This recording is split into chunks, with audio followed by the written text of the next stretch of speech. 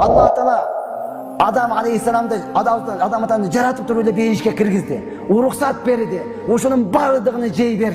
Бирок бир эле нерсеге тыюу салып койду. Ушуну гана жей. Бейиште эмне гана жок дейсиз да? Бейиште эмне гана жок дейсиз, урматтуу тууган. Бардыгын жей бер десе, бир гана шайтан алейхилананын азгырынын кесепетин себебинен жебе деген нерсени келип туруп жеди. Натыйжасында бейиштен чыгып кетти да. Натыйжасында бейиштен чыгып кетти. Я Алла. Эми караң, Алла Таала сизди ушундай сонун жерге жаратты. Кыргызстан, Меккеден, Мадинадан, башка тараптан арабтар, туугандар келет. Котормочу алып аларды тоого алып чыгабыз. Аккан сууларды көрүп ыйлайт. Касам ичип берет. Валлахи мындай болушу мүмкүн эмес дейт го. Неге бул бейиште болот? Сен ушундай бейиште жашап атасың. Машинаны токтот, неге суу көрдүм, мен түшүшүм керек. Токта, жакын жерге барабыз. Машинанын түшүшү менен сууга жүгүрөт да чуркайт. Барып колдоруну жууп, ичип, ушунча, бул каяктан келет? Биз кыргызга баары да тоодон түшөт деп айтып беребиз.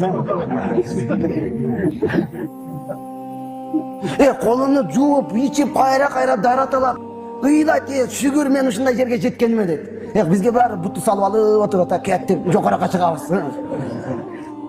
Аллах мүмкүнчүлүк берди. Алла ушундай уруксат, мына сууларды иче бер. Башыңды тыгып алып ич. Уруксат берди, иче бер деп. Ушунчалык уруксат берип койсо, именно өчөшкөнсү келип туруп магазиндагы ичпе деген сууду сатып алып ичип атабыз да.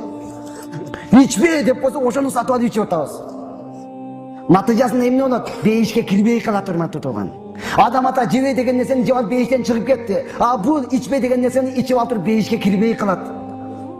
Ошол нерсе бизди күйдүрөт, урматтуу тууган. Эми ошондой болуп бейишке кирбей калса канчалык азап. Ошондон, урматтуу тууган, Аллах Таала сиздерди өтө сонун кылып туруп, ушунчалык бул дүйнөдө дагы ахиретте дагы рахат алып жашасын, бактылуу жашасын, жыргап жашасын деп Аллах Таала динди берген. Дин пайгамбарыбыздын ыйык мээнети менен келген. Ошондон ар бирөөбүз, урматтуу тууган, мээнетти кылайлы. Калган адамдарга айтайлы, келген максатты түшүндүрөйлү. Ал канчалык деңгээлде бийик даражада экендигин жеткирейли.